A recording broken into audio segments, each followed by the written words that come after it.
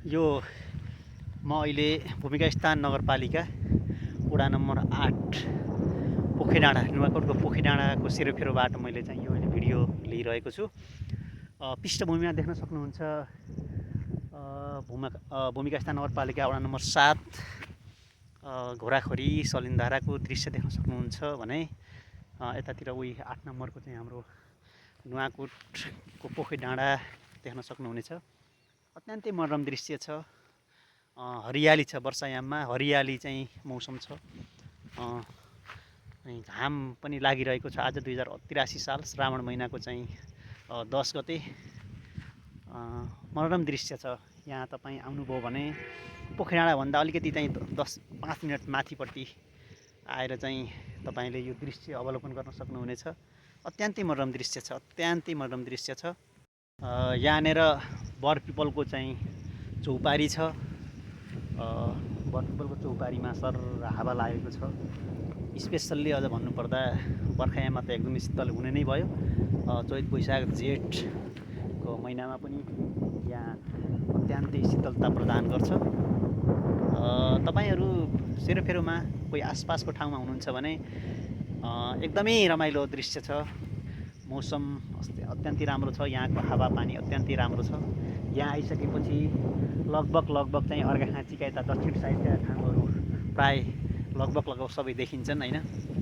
अत्यन्तै मनोरम दृश्य छ। यो भिडियोले तपाईँलाई एकदमै चाहिँ यहाँको चाहिँ अलिकति चाहिँ ठाउँको लागि चाहिँ तपाईँ आउनको लागि चाहिँ अलिकति प्रेरणा दिनेछ भन्ने मैले चाहिँ आभास गरेको छु। अत्यन्तै मनोरम दृश्य छ। हावा लागिरहेछ। बरपिपलको बुटहरू छ यहाँ। अत्यन्तै राम्रो छ, अत्यन्तै राम्रो छ।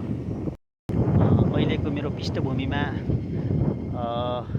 उप्रीकोट भनेर भनिन्छ, उप्रीकोटको दृश्य देखाइरहेको छु भने यतातिर चाहिँ हाम्रो भूमिका स्थान नगरपालिकाको चाहिँ नगर कार्यपालिकाको चाहिँ कार्यालय बन्दी गरेको छ र चाहिँ सुचारू भइरहेको छ। तर चाहिँ नयाँ भवन बनिरहेको छ। अत्यन्तै मनोरम दृश्य छ। पछाडिका चाहिँ हिमालका डाँडा अत्यन्तै राम्रो छ। पृष्ठभूमिमा चाहिँ नुवाकोटको कोटा मन्दिर एकदमै चाहिँ उचाइमा रहेको कोटा मन्दिर भनेर चिनिन्छ। एकदमै चाहिँ प्रसिद्ध मन्दिर। पृष्ठभूमिमा देखाइरहेको छु। सबैलाई एक पृष्ठभूमिमा धेरै यो शीतलतासँगै कस्तो सिरसिर हावा चलिरहेछ। एकदमै सिरसिर हावा चलिरहेछ। शीतलता एकदमै शीतलता प्रदान गरिरहेको छ यो ठाउँमा। हेर्नुहोस् यस्तो चाहिँ बरपिपलका रुखहरू होइन, हरियाली कस्तो राम्रो हरियो चाहिँ वनहरू, हरियो चाहिँ घाँसहरू। अत्यन्तै राम्रो दृश्य छ, अत्यन्तै राम्रो दृश्य छ। समय अनुकूल पारेर आसपास हुनुहुन्छ भने आउनु होला।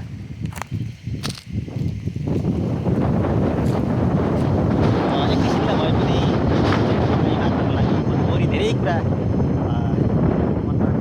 व्यावहारिक सामाजिक कुराहरूले गर्दा एकैछिनको लागि चाहिँ भए पनि थकानलाई चाहिँ विश्राम गराउने ठाउँ।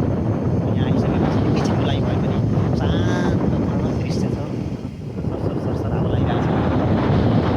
तपाईँ शरीरमा छ भने अत्यन्तै राम्रो छ।